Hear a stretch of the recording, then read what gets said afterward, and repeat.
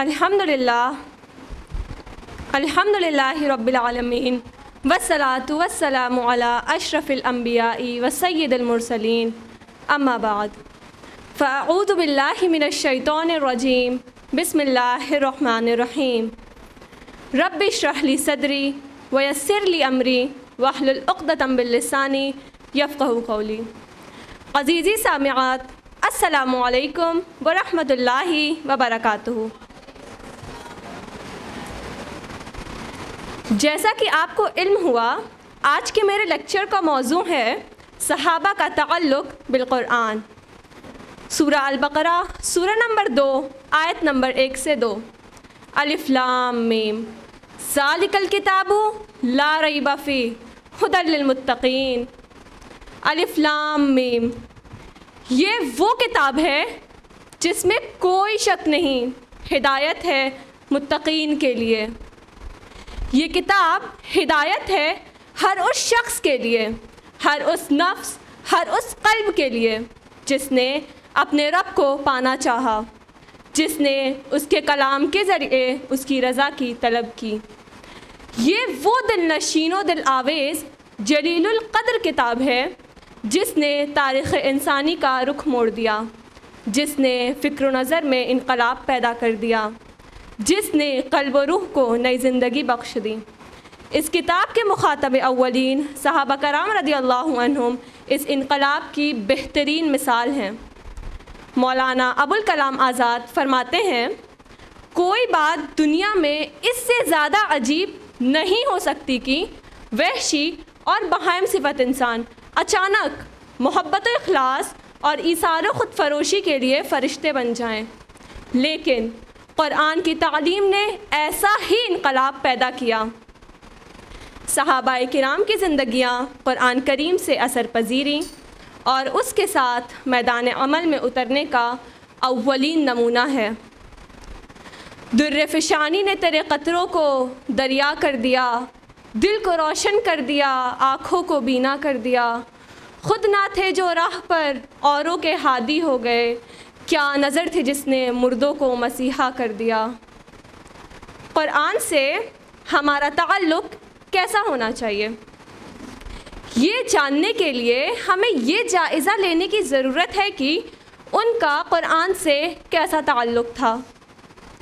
इधर आसमान से क़ुरान उतरता, ज़मीन पर वो अमल करने लग जाते। क़ुरान जिससे मना करता रुक जाते।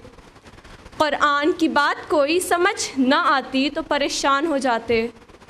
फिर क़ुरान उतरता, परेशानी काफूर हो जाती। उनको मसाइल पेश आते तो उसके हल के लिए क़ुरान उतरता। क़ुरान उनकी तरबियत करता। कभी तो क़ुरान उनके अमाल की कबूलियत की बशारतें सुनाता। ये लोग उसकी तिलावत करते। जब परेशान होते तो क़ुरान से रुजू करते। रसूलुल्लाह सल्लल्लाहु अलैहि वसल्लम से क़ुरान सीखते। क़ुरान को महफूज करने के लिए उसे अपने सीनों में महफूज करते, उसको चमड़े और हड्डियों पर लिखते। इसलिए उन्होंने कातिब वही का लक़ब भी पाया। सहाबाए किराम के क़ुरान मजीद से ताल्लुक़ के मुतअद्दिद पहलू हैं। हम एक एक करके उन पर रोशनी डालना चाहेंगे और साथ ही साथ हम अपना जायज़ा भी लेंगे। आइए बात करते हैं हम तिलावत क़ुरान की। क़ुरान सहाबाए कराम का ओढ़ना बिछौना था, उनकी खुराक था। भूखे होते तो क़ुरान पढ़ा करते, राह चलते तो क़ुरान पढ़ते। ख़वातीन बच्चों को दूध पिलाती तो क़ुरान पढ़ती। क़ुरान पढ़ कर सोते और क़ुरान के साथ सुबह का आगाज़ करते। गोया बच्चे क़ुरान के साए में परवरिश पाते। माँ के पेट से अपने शबाब को पहुँचने तक उनके कानों ने क़ुरान ही सुना होता। और हमारा मामूल क़ुरान के साथ क्या है? कब हम उसे पढ़ते हैं और कब हमें याद होता है कि बच्चा अगर रो रहा हो तो उसे लोरी सुनाने के बजाय क़ुरान पढ़कर सुलाया जाए। हमारे बच्चों के कानों में म्यूज़िक ही सुनाई देता है, टीवी या मोबाइल के ज़रिए, क्योंकि माँ भी तो वही सुनती है।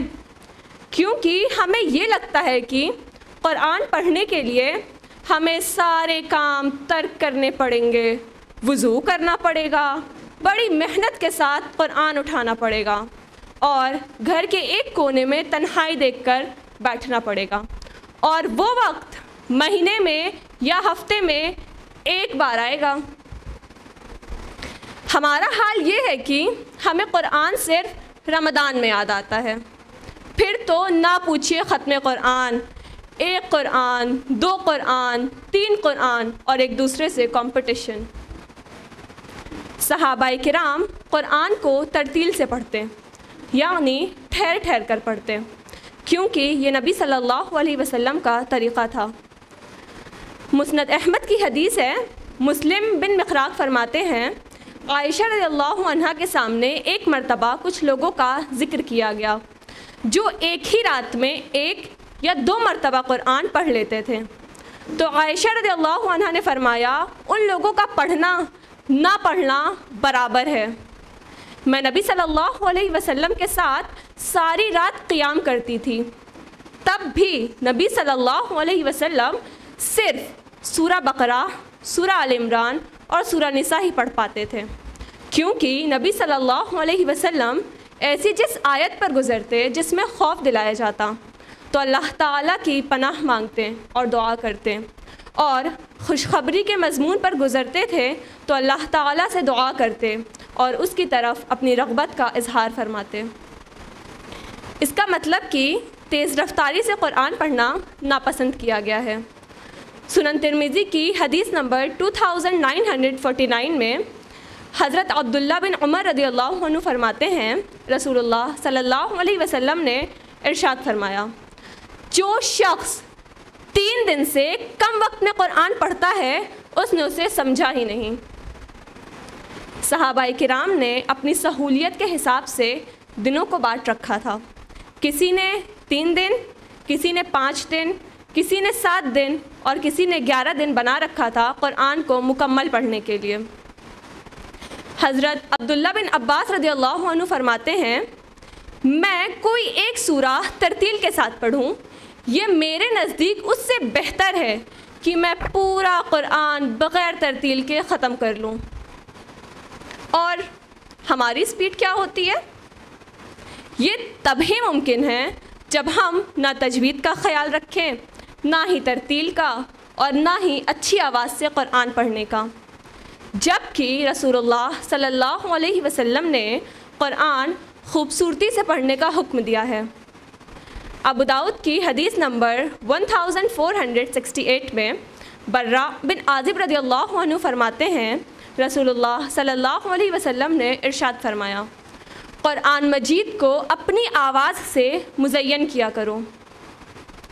متعدد صحابہ بہترین آواز سے قرآن پڑھا کرتے۔ سنن ترمذی کی حدیث نمبر 1338 ہے کہ حضرت عائشہ رضی اللہ عنہا نے ایک صحابی کی قرأت سن کر فرمایا کہ ایسی آواز میں نے کبھی نہیں سنی۔ رسول اللہ صلی اللہ علیہ وسلم نے فرمایا، یہ ابو حذیفہ کے آزاد کردہ غلام سالم ہیں۔ حضرت اسید بن حضیر کی تلاوت پر فرشتوں کا نزول ہوا، صرف ان کی قرأت سننے کے لیے۔ صحیح بخاری اور مسلم کی حدیث ہے، ابو موسیٰ رضی اللہ عنہ فرماتے ہیں، رسول اللہ صلی اللہ علیہ وسلم نے ارشاد فرمایا، اگر تم مجھے گزشتہ رات دیکھتے جب میں تمہارا قرآن مجید سن رہا تھا، یقیناً تمہیں آل داؤد کی خوش الہانی سے حصہ ملا ہے۔ ابو بکر رضی اللہ عنہ جب اپنے گھر میں قرآن پڑھتے تو خواتین و بچے گھر کے باہر کھڑے ہو کر ان کی تلاوت سنا کرتے۔ کیا ہم قرآن کو اچھی آواز سے پڑھنے کی کوشش کرتے ہیں؟ کیا ہمیں اس کی اہمیت کا اندازہ ہے؟ کیا ہم موویز کے سانگز اپنی آواز میں کاپی نہیں کرتے؟ کیا ہماری قوم کے لوگوں نے اپنی آواز سے فلم انڈسٹری میں دھوم نہیں مچا رکھی؟ مائیکل جیکسن جب ایمان لایا تو اس نے کہا کہ قرآن سے بہتر کوئی موسیقی نہیں۔ صحابہ کرام قرآن کو دل کی گہرائیوں سے پڑھا کرتے، جس کا سننے والوں پر بھی غیر معمولی اثر ہوتا تھا۔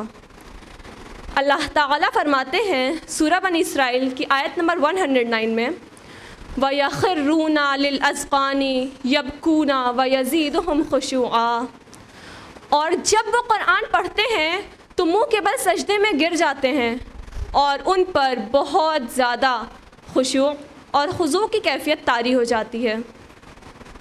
صحابہ کرام کا یہی معاملہ تھا کہ جب وہ قرآن مجید کی تلاوت کرتے تو دوران تلاوت جنت کی آیات آتی تو وہ تلاوت روک کر اللہ تعالیٰ سے دعا کرتے، اور اگر جہنم کی آیات سے گزرتے تھے تو تلاوت روک کر اللہ تعالیٰ کی پناہ مانگا کرتے۔ اب آئیے بات کرتے ہیں ہم تدبر قرآن کی۔ صحابہ کرام آیات قرآنی پر غور و تدبر کرتے تھے، کوئی بھی بات سمجھ نہ آتی تو رسول اللہ صلی اللہ علیہ وسلم سے دریافت کرتے۔ صحابہ گروپس میں قرآن ڈسکس کیا کرتے۔ بہت سارے صحابہ جب کسی حکم میں پھنس جاتے تو حضرت عائشہ رضی اللہ عنہا سے پوچھنے جاتے، کیونکہ وہ رسول اللہ صلی اللہ علیہ وسلم کے پاس زیادہ رہتی اور کوئی بھی بات سمجھ نہ آتی تو سوال کیا کرتی، جب تک بات واضح نہ ہو جائے سوال کرتی رہتی۔ کچھ صحابہ قرآن کی کچھ آیات اس طرح سمجھتے تھے جیسے سب نہیں سمجھتے تھے۔ حضرت عائشہ رضی اللہ عنہ، حضرت عمر رضی اللہ عنہ، حضرت عبداللہ بن عباس رضی اللہ عنہ، حضرت عبداللہ بن مسعود رضی اللہ عنہ وغیرہ قرآن کو اور بھی بہتر طریقے سے ایکسپلین کرتے تھے۔ ذرا سوچئے، صحابہ کرام عربی زبان بہت اچھی طرح جانتے تھے، اس کے باوجود جو صحابہ قرآن کی آیات پر زیادہ غور و فکر کرتے تھے وہ بات کو اچھی طرح پا لیتے تھے، اور ہم جو عربی زبان سے بالکل بھی واقف نہیں ہیں، ہمیں کتنی ضرورت ہے قرآن کو سمجھنے کی۔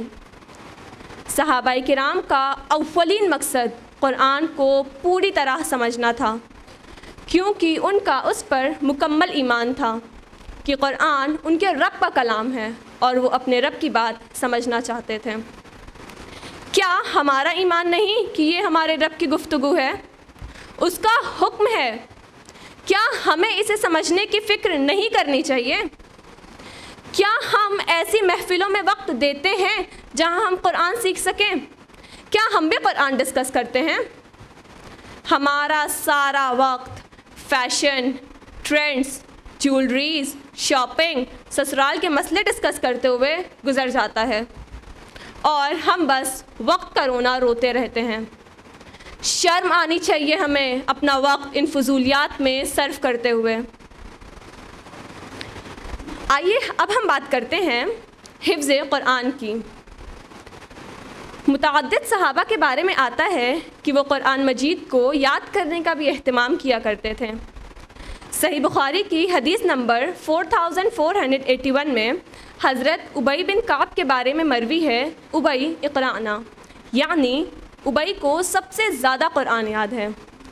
صحیح بخاری کی حدیث نمبر 4999 میں رسول اللہ صلی اللہ علیہ وسلم نے خاص طور سے 4 صحابہ، حضرت معاذ بن جبل، حضرت سالم مولی ابن حذیفہ، حضرت ابی بن کعب اور حضرت عبداللہ بن مسعود رضی اللہ عنہ کا ذکر کیا ہے کہ ان لوگوں سے قرآن حاصل کرو، اور الحمدللہ حفظ قرآن آج بھی ہمارے معاشرے کا معمول ہے، لیکن اس کے لیے جو ہمارا طریقہ ہے وہ غلط ہے۔ چھوٹے چھوٹے بچوں کو مار مار کر قرآن یاد کرانا، صرف حفظ پر زور دینا اور قرآن کی تعلیم دینے کو نظر انداز کرنا، یہ قطعی نامناسب عمل ہے۔ قرآن یاد کرنے میں تو ایک شوق ہونا چاہیے، قرآن کو سمجھ سمجھ کر یاد کرنا چاہیے، جو یاد کریں ترجمہ کے ساتھ یاد کرنا چاہیے۔ ہم اپنے بچوں کو تو جبراً قرآن یاد کرواتے ہیں اور خود ایک سورہ یاد کرنے کے بارے میں سوچتے بھی نہیں۔ ارے بھائی، حفظ قرآن کا مطلب پورا قرآن یاد کرنا ہی تو نہیں، اگر کچھ حصہ بھی یاد کیا جائے تو باعث ثواب ہے۔ ہمیں جو 10-12 صورتیں یاد ہوتی ہیں وہ ہی پڑھتے پڑھتے پوری عمر گزار دیتے ہیں۔ یاد رکھیں، جب ہم قرآن کو سمجھتے ہیں، غور و فکر کرتے ہیں تو خود بخود قرآن سے محبت پیدا ہونے لگتی ہے اور اسے یاد کرنے کا دل چاہنے لگتا ہے۔ جس طرح صحابہ شوق سے قرآن یاد کیا کرتے تھے۔ اور اگر بات کریں ہم عمل بالقرآن کی تو محض قرآن پڑھنا کافی نہیں ہے، اسی طرح اسے سمجھنا بھی کفایت نہیں کرتا جب تک اس کے ساتھ عمل شامل نہ ہو۔ عمل کے بغیر جنت کی سوچ بے بنیاد ہے۔ درجات کی بلندی عمل سے ہی ممکن ہے۔ جس کا عمل زیادہ ہوگا وہ درجات میں بھی زیادہ ہوگا۔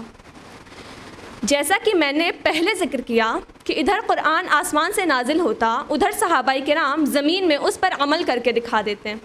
جس محبت اور خلوص سے صحابہ نے قرآن پر عمل کیا ہے، اس کی مثال پوری دنیا میں کہیں نہیں ملتی۔ مسند احمد کی حدیث نمبر 23482 میں حضرت ابو عبد الرحمن فرماتے ہیں، ہم کو رسول اللہ صلی اللہ علیہ وسلم کے صحابہ میں سے ایک صحابی قرآن پڑھاتے تھے۔ وہ فرماتے تھے صحابہ کرام نبی اکرم سے 10 آیات پڑھتے اور اگلی 10 آیات اس وقت تک نہیں پڑھتے تھے جب تک کہ پہلی 10 آیات میں علم و عمل سے متعلق چیزیں اچھی طرح سیکھ نہ لیتے۔ یوں ہم نے علم و عمل کو حاصل کیا ہے۔ جب صدقہ کی آیات نازل ہوئی تو صحابہ کرام مزدوری کرتے، بوجھ اٹھاتے اور اللہ کی راہ میں خرچ کرتے۔ اگر کوئی آدھا سا کھجور لا سکتا تو وہ لے آتا۔ مال خرچ کرنے میں صحابیات بھی کبھی پیچھے نہیں رہیں۔ جب انہیں خرچ کرنے کے لیے کہا جاتا تو وہ اپنے کان ہاتھ کے زیور اتار کر دے دیا کرتی۔ ہمارا حال دیکھیے کہ زیورات سے لدے ہونے کے باوجود ہم اللہ کی راہ میں خرچ نہیں کرتے۔ ہمیں پسند ہے امت بدحالی کا شکار ہو، اسلام مغلوب ہو اور ہم زیورات سے سجے رہیں۔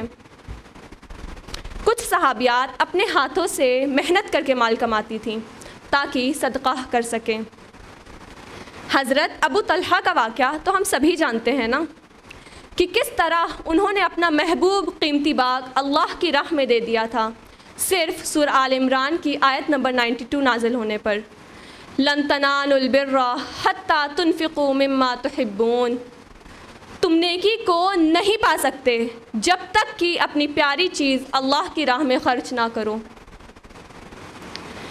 جب سورہ نور کی آیت نمبر 31 نازل ہوئی، وَلْيَضْرِبْنَ بِخُمُرِهِنَّ عَلَى جُيُوبِهِنَّ، مسلمان عورتیں اپنے سینوں پر اوڑھنیاں ڈال لیں، تو تمام صحابیات کے بارے میں آتا ہے انہوں نے اپنی اپنی چادریں لیں، ان کے ٹکڑے کیے اور دوپٹے کی طرح انہیں استعمال کرنے لگیں۔ ہمیں کیا لگتا ہے یہ حکم صرف ان کے لیے تھا، ہمارے لیے نہیں؟ ہماری خواتین اس طرح قرآن سے روگردانی کرتی ہیں جیسے قرآن کے احکام ہمارے لیے ہے ہی نہیں۔ ہمارے دوپٹوں اور حجاب کا جو حال ہے اور جس طرح ہم اپنی نمائش محفلوں میں کیا کرتے ہیں وہ ناقابل برداشت ہے۔ اور پھر ہماری خواہش ہے کہ ہم بھی صحابیات کی طرح جنت کے مستحق ہوں۔ قرآن کے عاملین ہی جنت کے مستحق ہیں، جیسے صحابہ رضی اللہ عنہم۔ مالدار صحابہ کا یہ معمول تھا کہ مسجد نبوی میں جو غریب صحابہ کرام رہتے تھے ان کے لیے کھجور کے خوشے لا کر ٹانگا کرتے۔ کچھ خوشوں میں اچھی کھجوریں ہوتی تو کچھ میں خراب۔ جب قرآن کریم کی سورہ بقرہ کی آیت نمبر 267 نازل ہوئی، جس کا ترجمہ یہ ہے کہ اے لوگو جو ایمان لائے ہو، جو مال تم نے کمائے ہیں اور جو کچھ ہم نے زمین سے تمہارے لیے نکالا ہے اس میں سے بہتر حصہ راہ خدا میں خرچ کرو۔ ایسا نہ ہو کہ اس راہ میں دینے کے لیے تم بری سے بری چیز چھانٹنے کی کوشش کرنے لگو، حالانکہ وہی چیز اگر کوئی تمہیں دے تو تم ہرگز اسے لینا گوارا نہ کرو گے، الا یہ کہ تم اس کو قبول کرنے میں چشم پوشی کرو۔ روایت میں ہے کہ اس آیت کے نازل ہونے کے بعد جب صحابہ اپنے باغات میں جاتے تھے تو چھانٹ کر جو سب سے اچھا خوشہ ہوتا تھا اسے توڑ کر لاتے تھے اور مسجد نبوی میں رہنے والے صحابہ کرام کے لیے لٹکایا کرتے تھے۔ حضرت عمر رضی اللہ عنہ سے ایک شخص نے بدتمیزی کی تو حضرت عمر رضی اللہ عنہ کو غصہ آ گیا، قریب تھا کہ وہ اسے درراہ لگاتے۔ جیسے ہی وہ آگے بڑھے ایک شخص نے سورہ اعراف کی آیت نمبر 199 تلاوت کی، خذ العفو وامر بالعرف واعرض عن الجاہلین، معاف کر دو، معروف کا حکم دو اور جاہلوں سے اعراض کرو۔ راوی بیان کرتے ہیں جیسے ہی حضرت عمر رضی اللہ عنہ نے یہ آیت سنی فوراً ان کا غصہ ٹھنڈا ہو گیا، چہرے کی ساری تمتماہٹ ختم ہو گئی۔ ہمیں غور کرتے رہنا ہے ان باتوں پر اور اپنی حالت دیکھنی ہے۔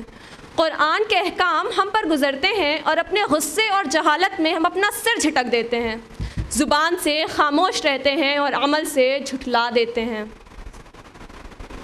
صحیح بخاری کی حدیث نمبر 5582 میں حضرت انس رضی اللہ عنہ بیان کرتے ہیں، میں اپنے باپ ابو طلحہ کے گھر پر تھا، شراب کی مجلس جمی ہوئی تھی، صحابہ شراب پی رہے تھے۔ گھر کے باہر سے ایک آدمی یہ اعلان کرتے ہوئے گزرا کہ اللہ کے رسول نے شراب حرام کر دی ہے۔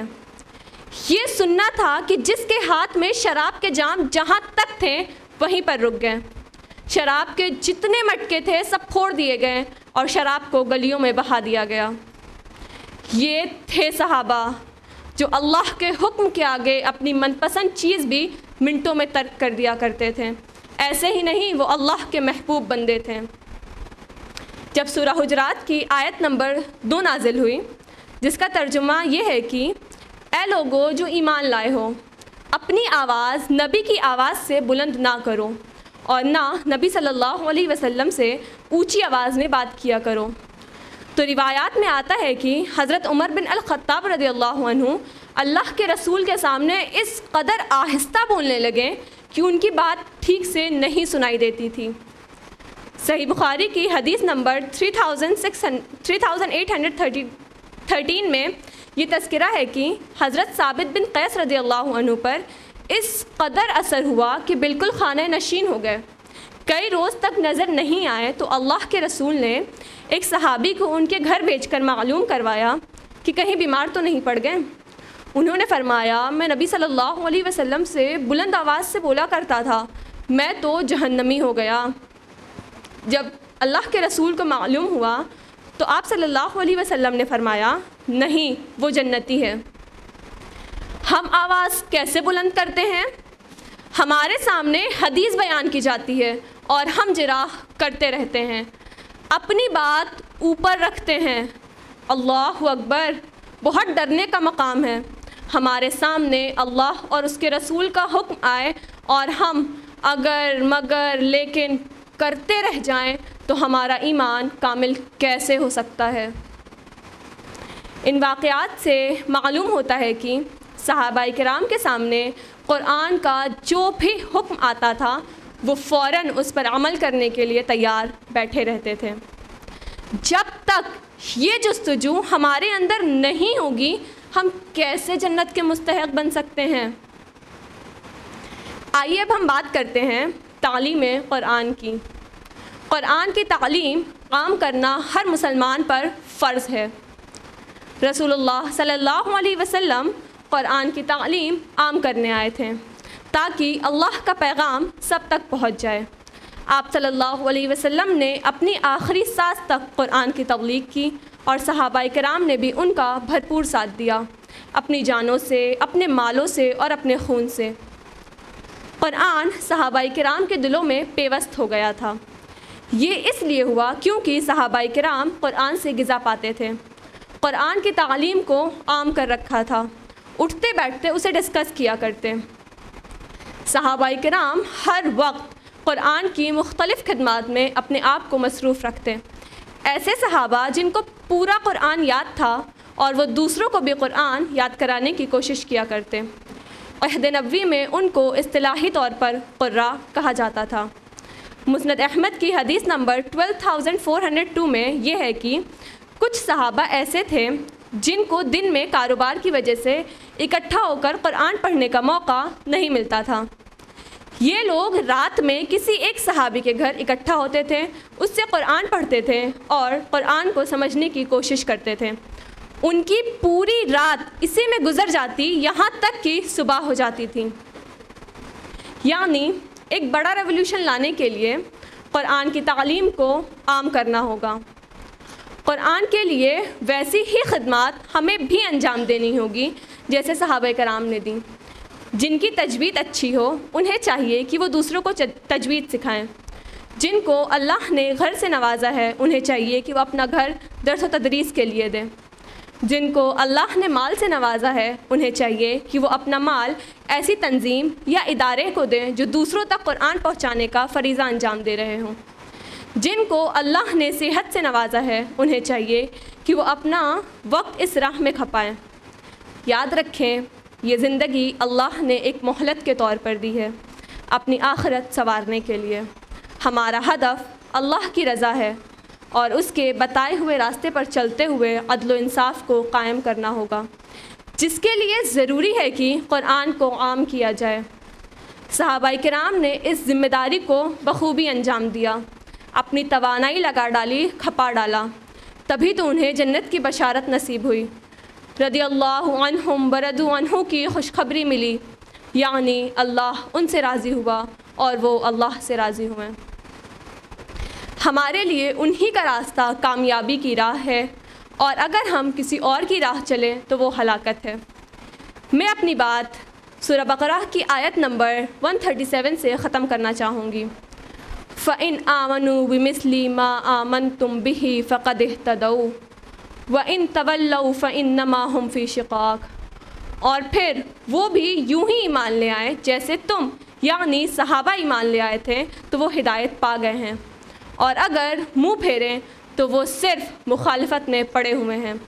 جزاکم اللہ خیرا وآخر الدعوانا ان الحمد للہ رب العالمین، والسلام علیکم ورحمۃ اللہ وبرکاتہ۔